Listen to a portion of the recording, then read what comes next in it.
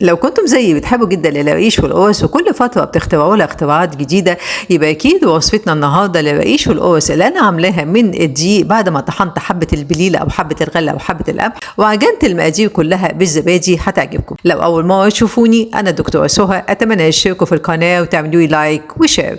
أنا طحنت حبة البليلة وعملت منها كيلو من الدقيق، هنزل عليه معلقتين كبار من السمسم ومعلقة من الشمر ومعلقة من اليانسون ونص معلقة من البيكنج باودر ومعلقتين كوبايه من اللبن البودره ومعلقه صغيره من الملح. في كوبايه هحط معلقه كبيره من الخميره الفوريه ومعلقه من عسل اسود وربع كوبايه ميه دافيه واسيبهم يتفاعلوا. في حله على النار هحط كوبايه ونص من السمنه ونص كوبايه من الزيت واسخنهم شويه واضيفهم للمقادير الجافه واقلبهم حلو قوي لحد ما كل ذرات الدقيق تتغلب الماده الدهنيه. هضيف عليها الخميره بتاعتي بعد ما تتفاعل، وبعدين هعجن بوحدتين من الزبادي حوالي 170 جرام الواحده واعجنها كويس جدا واغطي عليها واسيبها ترتاح شويه وابدا التشكيل.